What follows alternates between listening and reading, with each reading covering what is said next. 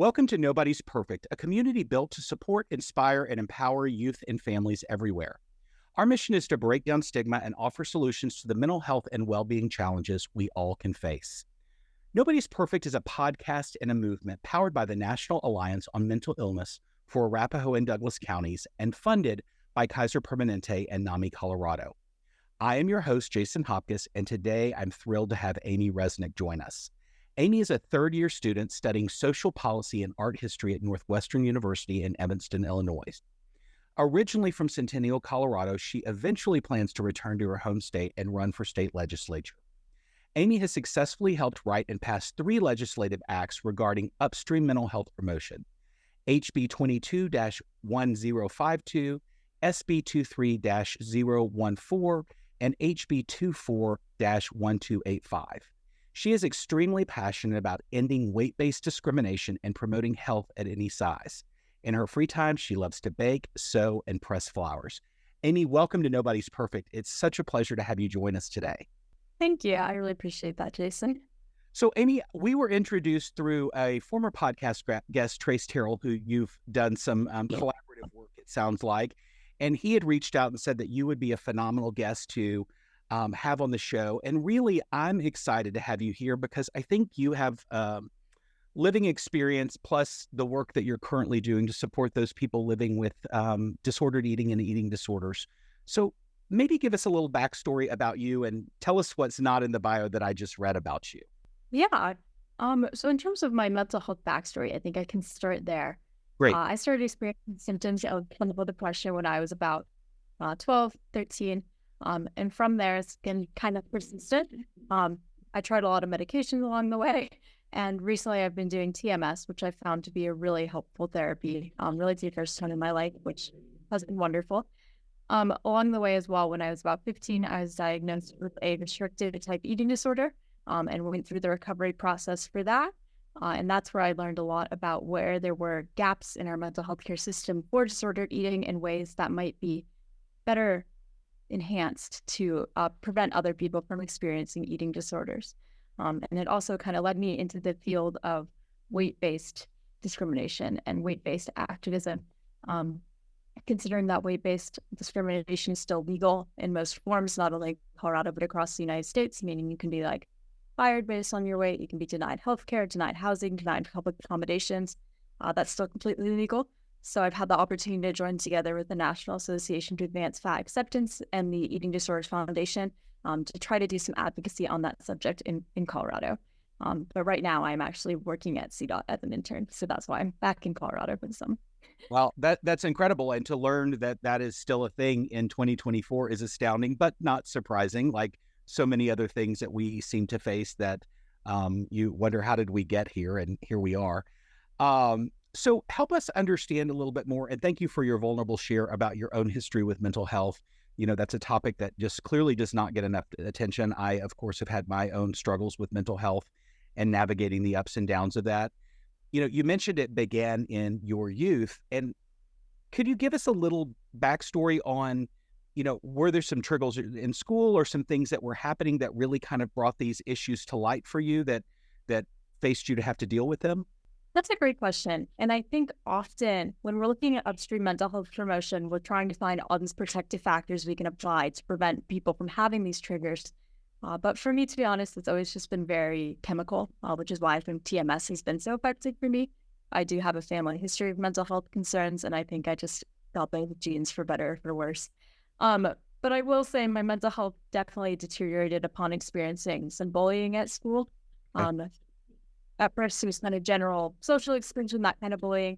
And then as I got a little older, a lot of it became weight-based teasing. And I would say that absolutely exacerbated my mental health conditions and would be the biggest trigger. Yeah. Thank you for sharing that. So for anybody that's listening that doesn't know what TMS is, can you give us a little background on that? Yes. So basically, I still have a really hard time explaining it. My understanding is that it works to deliver small electromagnetic radiation waves to your brain that helps you produce dopamine, serotonin, some of the other neurotransmitters that your body might not be producing naturally. And then over time, you develop these pathways through the stimulation naturally so that your body starts producing it regularly, like after you receive the treatment. So it's kind of an alternative to medication for people who have treatment-resistant depression. Great. Thank you for clarifying that, because I know people listen, they'll go, what's TMS? And I know many people that have done it and had successful outcomes with it, and I'm grateful to hear that it's working for you. I think before we move into the work that you're actually doing, let's level set the conversation around eating disorders and disordered eating. First and foremost, what are the difference between the two? Can you explain that to us? That is a really good question. It's something that I think often we overlook in these conversations. So pretty much, it's hard to find people who do not have some traits of disordered eating. Disordered eating really just means having some form of unhealthy or some form of relationship with food that just doesn't serve you as best as it could. So that might mean feeling guilty after you eat, over-exercising, skipping meals, overeating, kind of behaviors that are problematic but do not constitute a full-fledged eating disorder. So my understanding of the eating disorder diagnosis is when it really starts to seriously impede your life and your health. And then there's also serious clinical diagnostic criteria you have to meet to have an eating disorder. Right. So in that way, it's like a spectrum from disordered eating all the way to eating disorders. Okay. So again, to differentiate for somebody, it's not the same as other things that we might use interconnected language and say these are the same things, one versus the other. While they may lie on the same spectrum, one obviously has some more serious consequences than the other, with a eating disorder being kind of at the end of the spectrum that has some diagnostic features that would dictate that you in fact have this disorder, versus disordered eating maybe some habits or traits. Did I understand that right? Yes, I would say disordered eating are like beginning stages or traits that may lead into an eating disorder, but they are not meaning you have an eating disorder. Right. Thank you. I know you've done a lot of work around really the study of, how do we promote healthier outcomes in all of these categories that we're talking about here today. Can you give us some kind of quick statistics or just some relevant facts that really help underscore what kind of problem are we facing here and what are we looking at? Like, does this affect a lot of people? It does. That is a really good question. There's about 28.8 million individuals in the United States who will experience an eating disorder in their lifetime. And about 1 in 10 Americans, like you mentioned, 9%, are expected to develop an eating disorder. And you're right, they're incredibly deadly. Every 52 minutes, someone dies due to their struggle with an eating disorder. And anorexia nervosa has the highest mortality rate of any mental illness behind addiction. I mean, that's staggering. And to think that this topic doesn't get more attention, why do you think that is? I think it just still carries a lot of the stigma that suicide has shed. And I'm glad suicide is not as stigmatized in today's age. But disordered eating absolutely is. Personally, I think that's because as a society, we still have there's still so much discrimination and distaste towards people in larger bodies that carries over into our perception of eating disorders and disordered eating. When we have a societal ideal of thinness, it's hard to perhaps establish disordered eating as the problem that it is, because we idealize its outcomes. So I guess I would say I think that's the main difference between disordered eating and suicide, is that people glamorize eating disorders because they lead to thin bodies or smaller bodies. And that makes a lot of sense. And especially with the advent of social media and how we use technology, I mean, we have, to use your words, glamorized the highlight reel of what life should look like for people. And I think we have young people at alarming rates that are using social media as the gold standard or the guidepost around, I'm supposed to look like this, or this is what my body should look like. And the reality is not all bodies are created equal, and not all of us are going to fit that perfect thin image of what may be being portrayed through social media. It's really dangerous, don't you think? I do. And I think there's also been this large influx of like what I eat in a day content and fitness influencer content and all these social media ideals that go beyond just like pure body image, but also expand into that idea of lifestyle content that can also be really dangerous and triggering for young people. So although I do think social media is a really positive connector for a lot of people that helps build community space and connection, I absolutely do understand its negative impacts on body image as well. I agree with you. And I do think that there are many positive aspects of social media. I mean, it's a wonderful way to connect. I'm going to put that in quotes, but there are some harmful aspects that certainly can have a negative consequence. Aimee, I'm really fascinated around your personal story of struggle and then how that turned into the work that you showed up to do as an advocate for this really important topic. What was the turning point for you in realizing that you had to do more aside from just help yourself? I think that for me, it kind of at first came from a place of not really knowing where else to put my energy, which Okay. is I felt like I had a lot of frustration with the mental health care system and maybe some feeling of frustration of not being able to do enough. And from there, I found the Colorado Youth Advisory Council, which is an organization that helps young people in our state submit, write, and publish, and eventually hopefully pass proposals for state legislation. So I found that at this time when I was really struggling with my mental health, and it took some of those feelings of restlessness and helped me do something productive with them, which is what I personally think is the biggest highlight of that program. I've seen it do that for many, many young people. But I will say over time, it came into a more positive state of not just wanting to do something out of frustration, but wanting to do something out of hope and optimism for the way that our state can be. So I will say it may have started in a negative place or in a place of restlessness, but now I do feel like I am doing this work because I just want to see our state improve. Well, I appreciate your candidness around the frustration that was the beginning of this journey. And I think for so many of us, I mean, I can think about my own mental health struggle. And for me, showing up in service of others really began with this mustard seed of faith that I'm going to show up and serve myself and get stable. And then I'm going to do this work to help others so they don't end up in hopefully the dark places that I've been in. And I understand that frustration firsthand and how powerful it can be as a really motivating catalyst to move us forward to get things done. And it sounds like Koyak was an incredible vehicle for you to be able to do that. As we're moving into talking more about the specifics of what you were able to do through your work with them and since then, how important do you think the pandemic was to making these challenges or problems worse or better? I mean, do you think things are improving, or are we still on the downhill slide with a lot of the statistics that we've talked about earlier here today? I will say, as a previous employee of the Office of Suicide Prevention in Colorado, although we did experience an uptick in hospitalizations for mental health-related causes during the pandemic, in general, youth suicides did not increase in a statistically significant way. Okay. So although I do recognize our tendency to say like there's a youth mental health crisis during the pandemic, I do want to offer a little bit of resistance to that and say that I think young people were just being a little bit more noticed because we were all so close-knit during that time and so together in our homes and with our families. I do think that the pandemic offered some positive aspects for youth mental health in terms of helping people find meaningful hobbies in their spare time, helping people really determine what is important to them and what they want to spend their time on. One other thing I might refer people to is this year's Healthy Kids Colorado survey, which does show some changes in mental health across our state, but nothing super significant between 2021 and 2023. I mean, at the end of the day, the pandemic had positive and negative effects on youth mental health in our state. But I think it's important that we don't overblow what occurred with our data. I think that's great feedback to have. And I would agree with you in my own research that it dictates that as for as many negatives as there were, we could almost find the positive outcomes that came from that. And I'm glad to hear from your perspective that that's validated. So talk to us a little bit about the work you did at Koyak. I know you sponsored some bills, helped write some bills that ultimately became legislation that passed. Tell us a little bit more about those initiatives. Yeah, so the first bill that I was able to work on was House Bill 22-1052.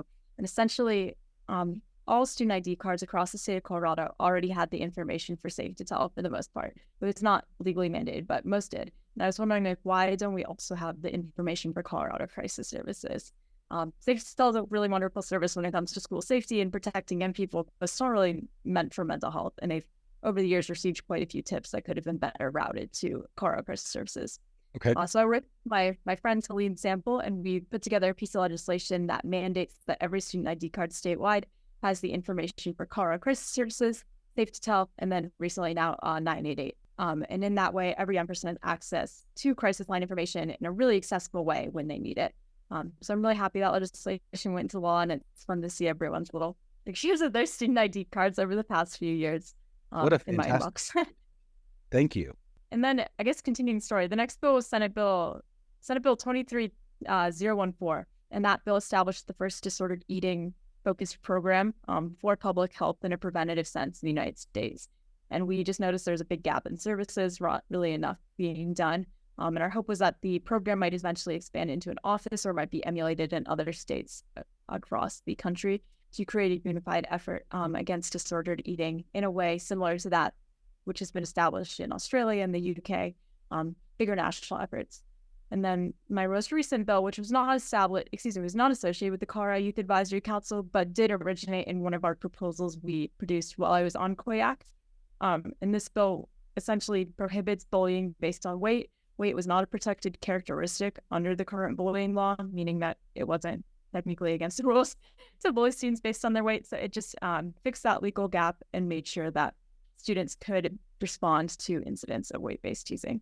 Wow. I mean, this is some powerful work that you're doing. I mean, thank you. I don't have other words other than thank you for taking on such important topics and initiatives that, frankly, live in the light and deserve a whole lot more attention. So your forward-thinking insight into really helping show up in service in a more effective way is impressive and powerful.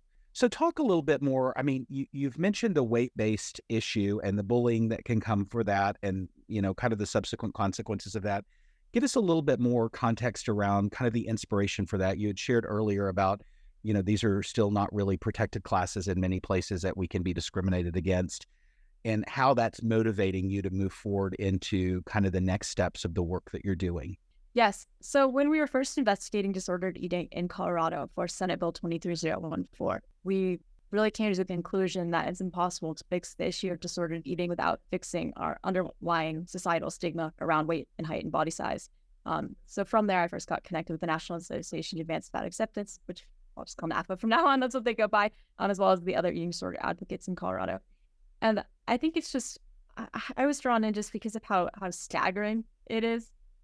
Just to give you like a little overview, 93% of employers say that they would hire like an average weight employee as compared to an obese employee, even if they had the exact same qualifications. And 26% of obese individuals have been denied health insurance at work due to their weight status alone, which is like crazy. That's just crazy statements. And there was also a study really recently that was presented at a conference 2 or 3 years ago that showed that the cumulative effects of weight-based discrimination are shown to increase mortality and decrease lifespan in a similar way to the effects of racism and homophobia. So I just found that really crazy. So going from there, I just found that it was a really important issue to be looking at in Colorado. And I'm really hoping we can get legislation into the session this year, or even if not this year, next year, that will work to prohibit weight-based discrimination in our state. It's already been done in a few other states. I believe Michigan was the first ever to do it. But we want to make sure that we're not behind on the times in Colorado. Right. So tell me, now that you're out of COYAC, how are you continuing these initiatives to keep helping make this important legislation become reality? Yeah, that's a great question. So right now I have an independent lobbying firm. You can hire me if you would like. And I represent a few clients. And in that I do represent the Colorado Alliance for Society Equity, which is a coalition of organizations who are trying to end weight-based discrimination in Colorado. So I operate in a private sense all that way. But then also, I mean, when you're a private citizen, you can just kind of email people. So recently, I've also been looking at legislation that would protect sheep herders in Colorado because they don't have the same housing protections as other types of agricultural workers. And I've just been sending emails straight to legislators, and usually they respond. So I would say that it is an empowering message to people in Colorado to know, like, if you're seeing a problem, you can just email your state legislator and they will probably respond and maybe consider you. So yeah, just acting as an independent citizen. Well, I love that. And you giving us this straightforward approach of really just being proactive about emailing your state representatives. I mean, we hear about that, and I think so many of us don't even recognize that it really is kind of an accessible thing that you can do. I mean, everything that they have is public information. You can email them and share with them the issues and initiatives that you're passionate about. And it sounds like you're having some success doing that. So talk to us about the work that you're doing with CASE. I know you are a co-founder of that, correct? Oh, yes. Okay. So the Colorado Alliance for Size Equity is a group that we recently started that is really dedicated to ending discrimination based on weight, height, and or body size in Colorado. We have a variety of organizations, but I would say most are either focused on healthcare equity, because at the end of the day, weight-based discrimination is an intersectional issue that more pervasively impacts people with disabilities, people of color, LGBTQ plus people, because of the compounding effects of intersectional struggles. We have a lot of organizations that are generally dedicated to equity, and then a lot of organizations who are interested in the eating disorder prevention space, especially because Colorado is kind of the national hub for that type of work. So I feel excited that we are able to come together as a group and work on this issue. And it's been really amazing to meet all these people from across the country who are so passionate about ending weight-based discrimination. I just think that's incredible. And the statistics you shared earlier about the discrimination that happens in the workplace, I mean, it's astounding. Like I can't wrap my head around that, in this day and age. I mean, so many of the things that you're illuminating here for us today, you would think somebody's already solved that. That's already been handled. Like people aren't facing that. And yet here we are. I love your being on the forefront of recognizing that here we are and we have more work to do. So again, thank you for that. I go back to where we started this conversation around eating disorders and really some of the dangers around, and we talked about this earlier, the glorification that happens through social media, and really kind of the dangerousness of recognizing that food is something that we all need to live and to sustain our bodies and have a healthy sustenance, I guess is the word that I'm looking for. Like, where does praise and encouragement around being thin and the glorification of that really come into kind of the psychological damage that this can cause for people maybe in their formative years as they're still trying to figure out their way and being comfortable in their own body? I think at the end of the day, when you go on social media or television and all you see are like Kardashian type, very idealized body types that are being promoted as the cultural standard, it's challenging to separate yourself from that and say, I'm just going to be the way that I am. When we have social ideals, like you're mentioning, it's impossible to say, like, I don't want to be a part of that, because at the end of the day, you do get treated better if you are someone in a smaller body. And that's what the basis in weight-based discrimination comes down to. But I also do think it's important to recognize that it's not just young people. Older women have one of the highest rates of disordered eating and eating disorders in the country. So the idea may start when you're a young person, but most people carry them their entire life. I mean, I would think back to last time you were in your office, someone was like, oh, I can't eat that cookie, I'm on a diet, or like, I'm doing keto. Like that kind of diet, like it's just so pervasive in our culture that's impossible to avoid. And that absolutely informs our sense of body image and self. But I also think one other thing I've been thinking about a lot recently, in a personal sense, is I just think it's crazy how much media coverage and advertisement space has been dominated by Ozempic and these other weight loss ads recently. Well, and when we have a system that is based on glorifying and glamorizing thin, I mean, it does have a negative impact. And I agree with you. It's not just a youth problem. This is a people problem. Like it's something that we're seeing, that we're all being impacted by. Having walked this journey yourself, and I'm sure it's a day-to-day journey that you go through, like, what do you think some steps of somebody that's struggling, what are some steps that somebody can take to say, I'm struggling and I probably could use some help, or I've identified maybe there's some unhealthy habits? Where does one begin to start to peel back the layers, so to speak, to start looking at, how do I get some help?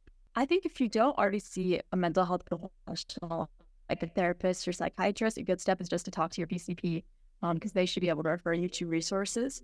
I will say it's really important to find someone who specializes in disordered eating or eating disorders when you're looking for help. It is specialization that does require additional training.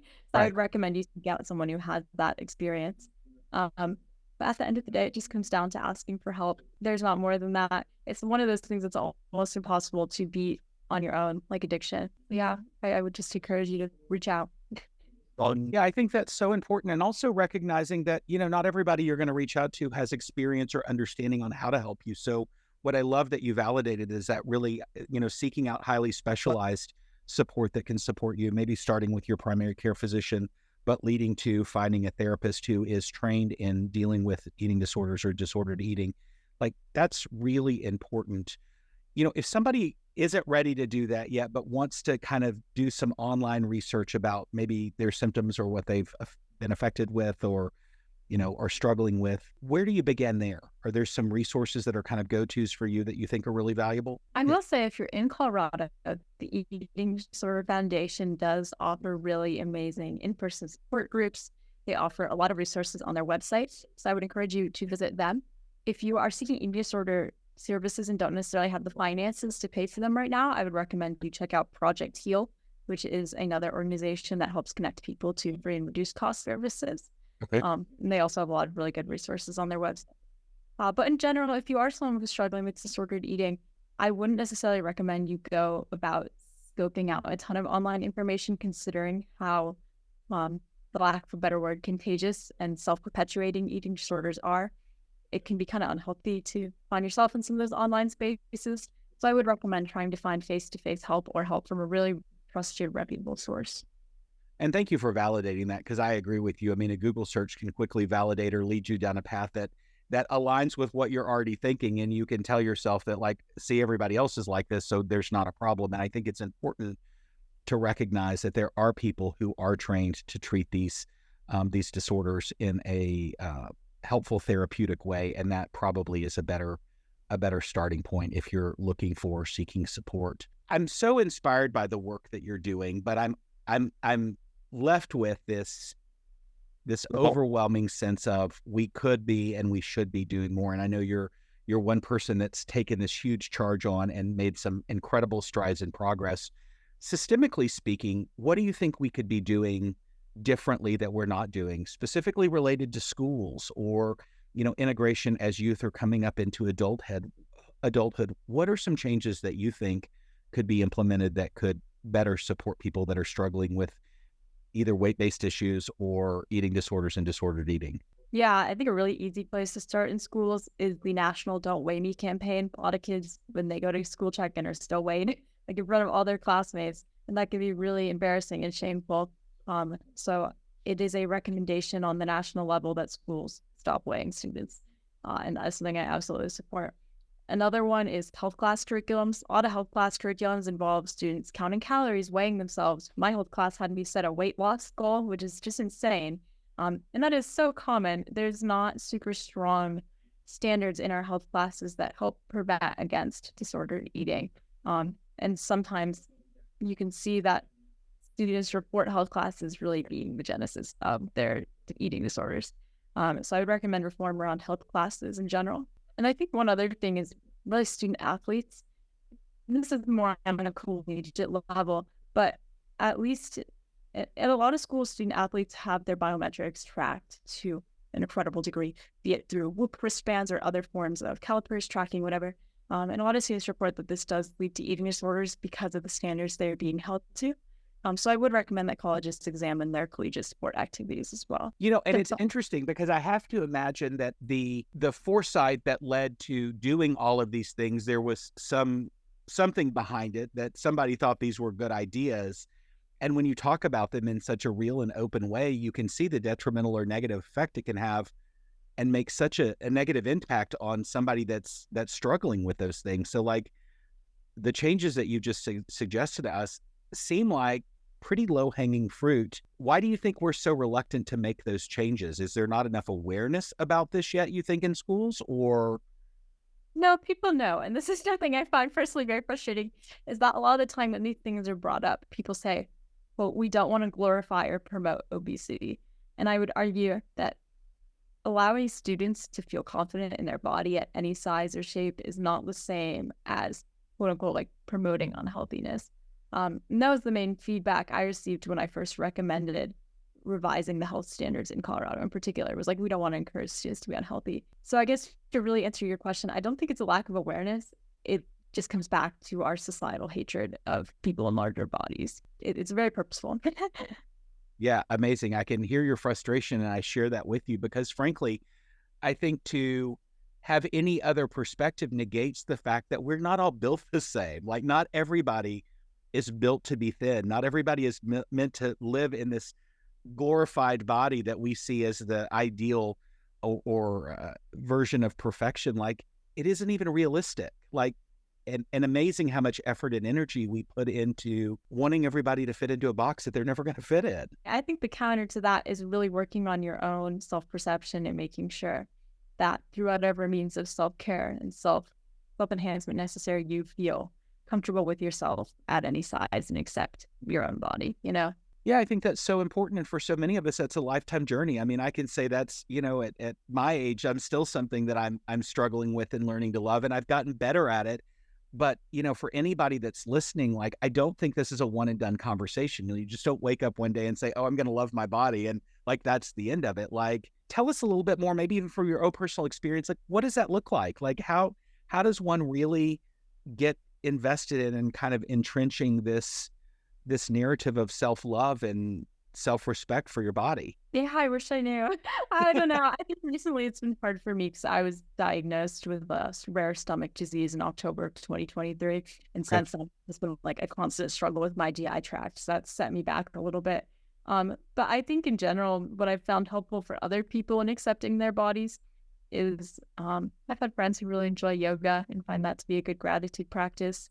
Some people really enjoy like strength training and really trying to train for performance, be it in the amount of weight you can lift, like how far you can run, whatever. Just something that makes your body feel more utilitarian rather than aesthetic. But at the end of the day, I think it just comes down to confidence and really working on your own idea of who you are and who you want to be, and feeling aligned with your own goals and purpose. I don't know if it's really necessarily about your body itself. Right. And so, I mean, what I'm really hearing from you, aside from physical activity, which is valuable and helpful, it really is about shifting your mindset and an awareness of, I'm choosing actively to be comfortable in the skin I live in. And it's interesting, like, as I've done my own work, not to be too personal about it, but as I've done my own work in healing childhood trauma, I had this awareness through the therapy that I was doing that I gained weight as a child to protect me and keep me safe. And really seeing that and hearing that for the first time put me on this understanding of my body did exactly what I asked it to, even if it was subconsciously, and recognizing that that was how I kept myself safe at that time. And I think having that understanding really reframed for me, why did this happen, into my body did exactly what I asked it to. And how could you not love that? So really from there, being able to unpack and piece together kind of, okay, what are the protective factors that needed to be in place or that are in place now that can make it safe for me to be my ideal weight? It was a lot to unpack, but it was really this beautiful experience of recognizing my body was not working against me. It had been my ally in serving me to keep me safe. Thank you for sharing that story, Jason. It's really meaningful. And I think it's really hard to find those moments of where your body is serving you and identifying how it is serving you. But it's really important to recognize that your body at the end of the day is a part of you and it is serving you. And even when there are moments of struggle, be it with chronic illness or be it just with not feeling confident in your own body, like you are not separated from your body, and it does exist to be a part of you. Absolutely. Aimee, I've really enjoyed this conversation today, and I just so appreciate the work that you're doing to shine a light on a topic that needs a lot more attention. I know what's coming for you is amazing things. I mean, based on your history, I'm certain you've got some fabulous things. What are the most immediate next steps for you? Yeah, so right now I have one more year of college and then I graduate and I'm very excited. Great. But after legislatively, I am working on an anti-bullying bill for my client, the Bullying Recovery Resource Center, and we are hoping that'll come through this session. Personally, I'm working on a bill that would protect temporary seasonal migrant workers who are herders in Colorado, which is what I previously referenced. Right. And then there's another policy we've been discussing recently that is slipping my mind. But a lot of legislative work, essentially, and just trying to finish school. And then I get to come home and hopefully work for the state. Well, I wish you all the best. I mean, you have my vote for sure. One question we like to ask all of our guests before we wrap up is, what does nobody's perfect mean to you? That's a good question. And I think that for me, it really means just accepting that when you make a mistake is not the end of the world.